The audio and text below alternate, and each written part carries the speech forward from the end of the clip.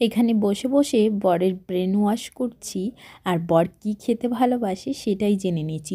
অনেকের কাছে বিরিয়ানির রান্নাটা একটা ঝামেলার মনে হলেও আমার কাছে কিন্তু খুব সহজই মনে হয়। আর আমার বাড়ির সবাই কিন্তু বিরিয়ানিটা খেতে খুবই পছন্দ করে।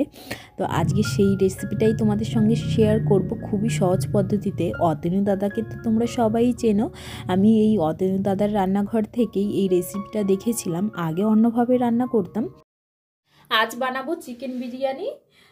তো তোমাদের দাদাভাইয়ের একটা বন্ধুকে দিতে হবে। আর আমি খুবই সহজ পদ্ধতিতে বানিয়ে নিই। দেখো এখানে পেঁয়াজ আমি কুচি করে রেখে দিয়েছি, যেহেতু ওনার বন্ধুর বাড়ি একটু পাঠাবো তাই আলু বেশি করে দিয়েছি। দুটো তেজপাতা, এখানে দেখো গোটা গরম মশলাগুলো যেগুলো লাগে সমস্ত কিছু এর মধ্যে রয়েছে।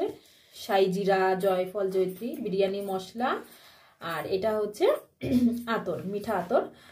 তো এইদিকে তেলটা আমি গরমে বসিয়ে দিয়েছিলাম। আমি সর্ষের তেল দিয়ে রান্না করছি, একদম বাড়ির খাঁটি তেল, জানো। আসার সময় মা দিয়ে দিয়েছিল 2 লিটার। আর বাড়ি অল্প একটু রেখে এসেছিলাম।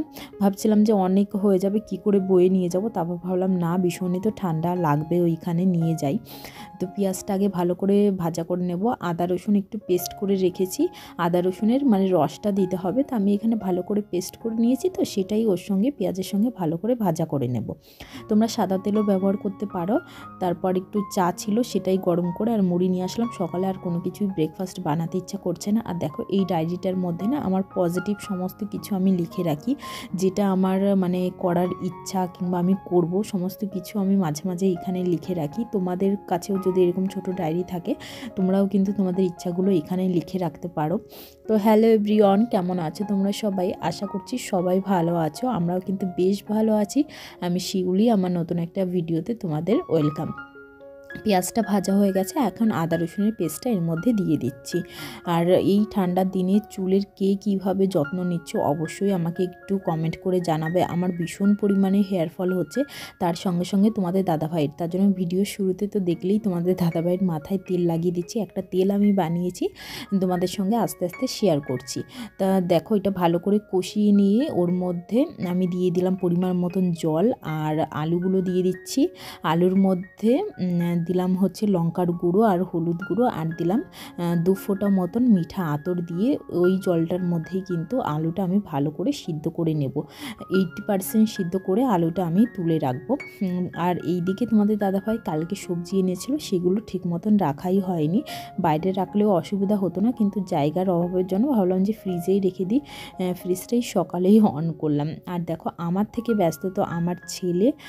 আমি এইদিকে কি গোছাবো, ও তার আগে ব্যস্ত হয়ে যাচ্ছে সমস্ত কিছু গোছাগুছি করতে। আর শীতের সময় সবজি বলতেই ফুলকপি, বাঁধাকপি, গাজর এইসবই। আর তো এখানে এমনিতেই কিছু পাওয়া যায় না। তা বিট নিয়ে এসছে। বিট এই শীতের সময় বিট খাওয়া খুবই ভালো, বিটের জুস খাওয়া, তার জন্যই নিয়ে আসতে বলেছিলাম তোমাদের দাদাভাইকে, বাবুকে খাওয়াবো বলে। আর এই প্যাকেটটার মধ্যে মটরশুঁটি আর লঙ্কা ছিল, সেটাই ওই আলাদা আলাদা করে রাখলাম। আর ছোটো ছোটো আলু নিয়ে এসছে, মানে আলুর দম খাবে বলে। এমনিই নতুন আলু ছোট ছোট রয়েছে, তারপরেও আবার নিয়ে এসছে। পেঁয়াজ রসুন রয়েছে, আদা রসুন তাও নিয়ে এসছে, এনে রেখে দিচ্ছে, কারণ ঠান্ডার মধ্যে না আবার রোজ রোজ বাজারে যেতে ভালো লাগে না। এদিকে দেখো আলুটা আমার সিদ্ধ হয়ে গেছে। আর ফ্রিজের নিচে যেই একটা ঢাকন মতন ছিল দেখেছে তো, ওটা পুরো ভেঙে গেছে। মানে দুটো এরকম আংটা টাইপের দিয়ে আটকানো ছিল ওটা, আর বাবু ওটা খুলতে খুলতে পুরোই মানে ভেঙে ফেলেছে। কি আর করব, বাচ্চা মানুষ থাকলে যা হয়। এদিকে আলুটা আমি তুলে নিচ্ছি, আর এইটার মধ্যেই কিন্তু আমি মাংসটা ভালো করে কষিয়ে নেব। মাংসটা শুধু আমি একটু গোলমরিচ গুঁড়ো আর নুন দিয়ে ভালো করে মেখে রেখে দিয়েছিলাম। তোমরা কিন্তু একটু টক দই দেবে, টক দই আমার কাছে ছিল না তাই আমি দিতে পারিনি। এরপর ওর মধ্যে আর কোনো মশলাই দেবো না। মাংসটা ভালো করে কষানো হয়ে গেলে নামানোর আগে দেবো বিরিয়ানি মশলা। এদিক ওদিক করতে করতে কিছু থালা বাসন জমা হয়ে গেছিলো। জানি যে ওই লেয়ার দেওয়ার সময় অনেক থালা বাসন লাগবে, সেই কারণে এইগুলো ঝটপট করে মেজে নিচ্ছি। ওইদিকে আমার মানে চুলের জন্য সেই তেলটাও আমার রেডি করতে হবে।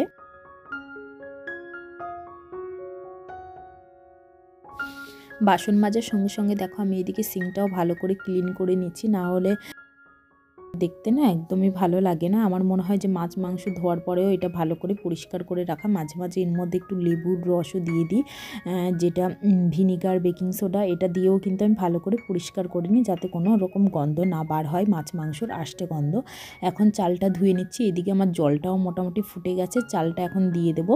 আর এর মধ্যে আমি তেজপাতা, তারপর গোটা গরম মশলাগুলো একবারে দিয়ে দিচ্ছি। আর নামানোর আগে একটু দিয়ে দেবো নুন।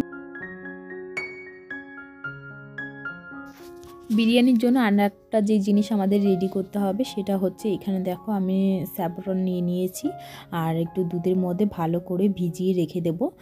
যদি তোমাদের কাছে কেশর না থাকে কোনোই ব্যাপার না, তোমরা ফুড কালারও ব্যবহার করতে পারো, নাও দিতে পারো। যেহেতু আমি হলুদ দিয়েছি, তোমরা ফুড কালার নাও ব্যবহার করতে পারো। তো শুধু দুধ দিলেই হয়ে যাবে। যে বন্ধুর জন্য আবার প্যাকিং হচ্ছে, একটু স্যালাদ ম্যালাদও দিয়ে দিচ্ছি। এইদিকে আমার বিরিয়ানি রেডি। তেলটাও আমি রেডি করে নিয়েছি, মেথি, কারি পাতা আর নারকেল তেল দিয়ে। আর একটু ঠান্ডা হয়ে গেলে এখন ওর মধ্যে দেখো ভিটামিন ই ক্যাপসুল রয়েছে, সেটাই আমি ভালো করে দিয়ে দিচ্ছি। তারপর চুলে ভালো করে লাগিয়ে নেবো। আর ভিটামিন ইটা যেহেতু মুখেও লাগানো যায় ক্যাপসুলটা, তাই একটু মুখেও লাগিয়ে দিলাম। চলো আজকের ভিডিওটা এই পর্যন্তই রাখছি। কেমন লাগলো অবশ্যই জানিও।